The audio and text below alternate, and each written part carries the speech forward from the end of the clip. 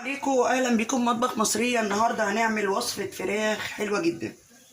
هي وصفة سويسرية، بس انا يعني ممصرة فيها شوية حاجات. انا عندي صدور فراخ متقطعة غسلها كويس. صدور فراخ انا هحط عليها رشات ملح بسيط مش كتير. هي وصفة سويسرية، اسمها كده عامل زي دواء الكحة. بسيطة جدا الحقيقة، انا لما اتفرجت عليها عجبتني فقلت هنفذها معاكم. ملح وفلفل اسمر،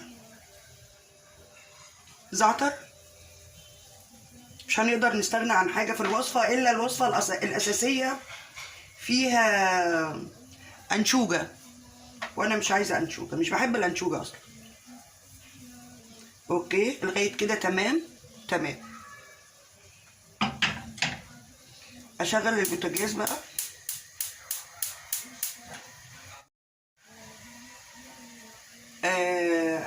قطعه زبده،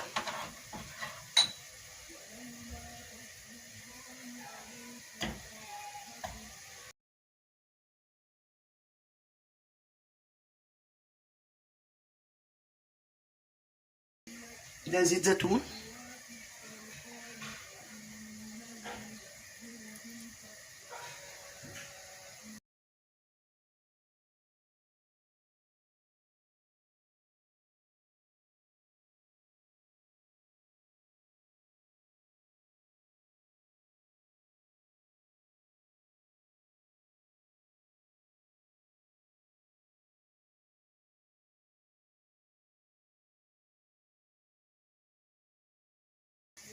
انا معليه النار علشان تاخد صدمه.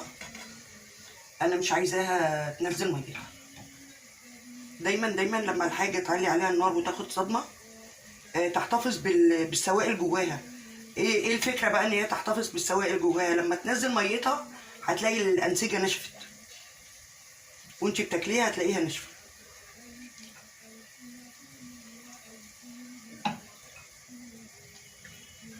اوكي، طبعا درجه الحراره انخفضت علشان انا حطيت الفراخ. انا قلبتها بقى، بقلبها في كل وش كده ياخد لون.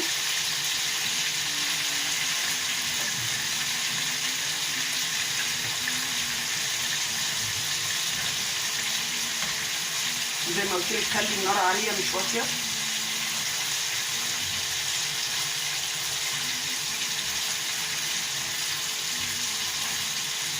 ريحه زيت الزيتون مع الزعتر عامل جو تاني.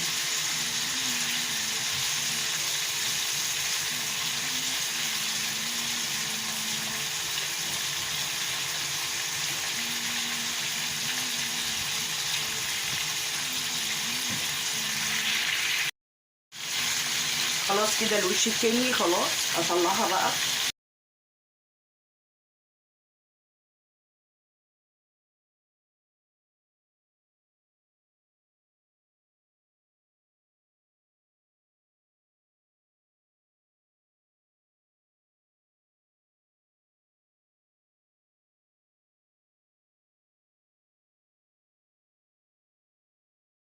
ده توم متخرط مش مدقوق.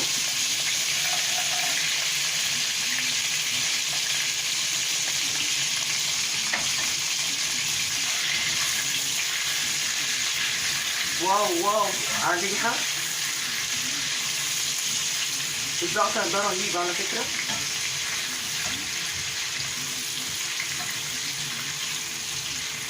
مش هحمره، هشوحه بس.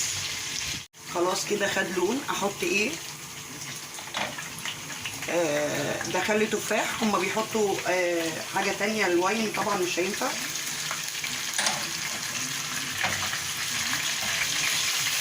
شموا بقى الريحه يا جماعه.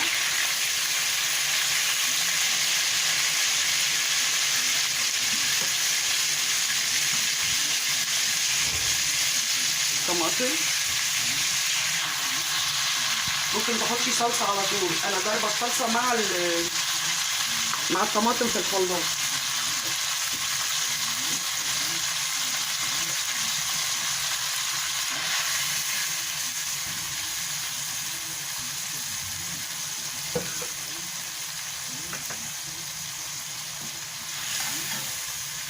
هو طبعا بعد ما شوحت التوم قبل ما احط الطماطم، هما الوصفه الاساسيه بتاعتها حاطين انشوجه. انا مش عايزه انشوجه، عايزه تحطي انشوجه اوكي، لكن هي الوصفه الاساسيه فيها انشوجه. اوكي، ازود بقى، اظبط ملحي والفلفل الاسمر كمان.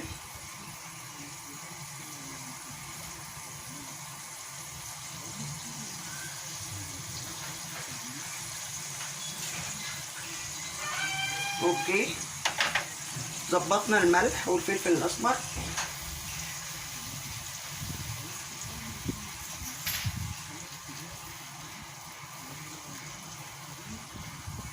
تتسبك بس، ازودها شوربه ونكمل بقيه الوصفه. هي كده اتسبكت، انا حطيت لها شوربه كنت مفرزاها عندي. ما عندكيش شوربه في الفريزر، حطي شوربه ماجي بودر او مكعبات بالخضروات زي ما احنا متعودين. اوكي كده ابتدي بقى انزل الفراخ.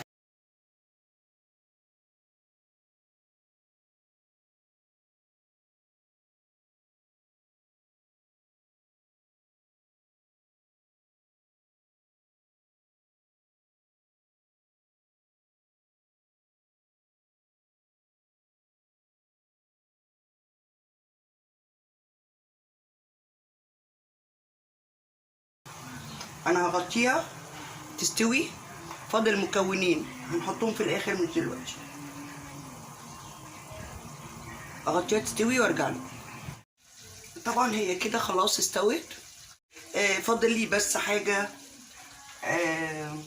اللي هو زيتون طرنشات اسود. انا خليته في الاخر، انا مش عايزاه يتطبخ، انا عايزاه يبقى فيه بس طعم الزيتون.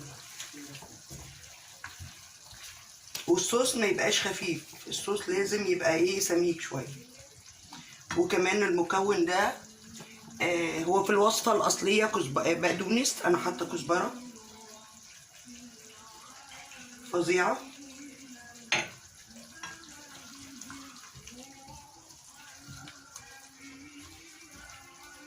غلوه بسيطه بس طعم الزيتون يدخل في الصوص والكزبره، ونقدمها مع بعض. ما خدتش مني بالظبط كده، ما كملتش نص ساعه. تاخد غلوتين او غلوه واطفي عليها ونقدمها مع بعض. احنا كده هنقدمها مع بعض.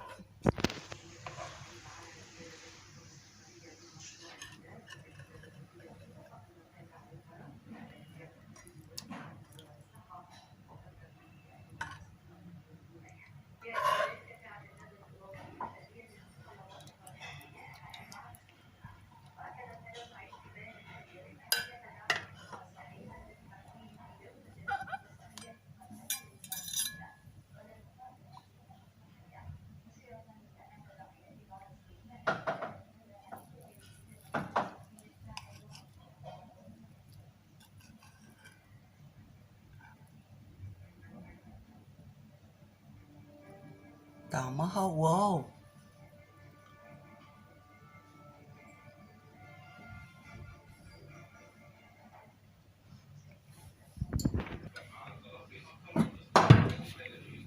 عملت معاكم النهارده الفراخ بالطريقه السويسريه.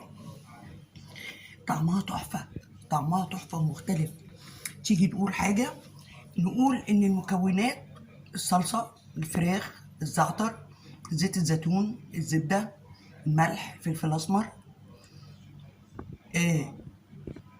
خل التفاح اللي احنا حطيناه بدل الواين. بصي المكونات دي موجوده اوكي، لكن لما تيجي توظفيها صح وتيجي تعملي الطريقه صح بيطلع لك. انا ممكن يعني اجيب بصله، على فكره الطريقه دي ما فيهاش بصل خالص، اجيب بصله واحبشها واعملها واحط الفراخ تديني طعم مختلف. فهي الفراخ اللي انا عايزه اقوله من القصه دي كلها ان الفراخ ماتيريال بتقدري تشكليها، ولو المكونات واحده والطريقه مختلفه الطعم يختلف. اوكي، انا عايزاكم تجربوا الطريقه السويسريه للفراخ. اسمها إيه يا احمد؟ اسمها إيه يا احمد؟ تشيكن بروفينكال. اهو اللي بيقولوا عليه ده دواء الكحه ده، لكن انا بقول لكم فراخ سويسريه بطريقه مختلفه. جربوها هتعجبكم جدا. واللي ما اشتركش في القناه لسه ما اشترك، لسه فايته كتير. اللي ما اشتركش في القناه يشترك. وما تنسوش ابدا ابدا حبايبي اللي بتتفرجوا عليا، لايك. اتفرجتي على الفيديو اعملي لايك. حتى انا عامله جرس تنتن عشان افكرك ان انت تعملي او انت تعمل لايك. جربوا الفراخ بالطريقه الجديده ديت هتعجبكم قوي. واشتركوا في القناه وسبسكرايب اللي هو الاشتراك واللايك والشير وتفعيل الجرس يوصلك مني كل جديد. واحده امبارح حبيبتي يعني قالت لي ليه مش بتوصل لي، انا مشتركه في القناه وليه مش بتوصل لي الحاجات الجديده اللي بتنزليها؟ علشان تفعيل الجرس. تفعيل الجرس ده اللي هو اول ما تعملي سبسكرايب للقناه في جرس صغير كده فوق كلمه سبسكرايب او اشتراك، اتكي عليه هيوصلك كل فيديوهات انا بنزلها. وانا عايزاكم تدعموني اكتر من كده في القناه علشان نكبروا مع بعض. بحبكم كلكم. وتفضلوا معانا فراخ تشيكن ايه؟ بروفينكال. مش هقول بروفينكال. قلت له هو ده وكحه. اتفضلوا معايا، بحبكم كلكم. اتفضلوا. باي باي.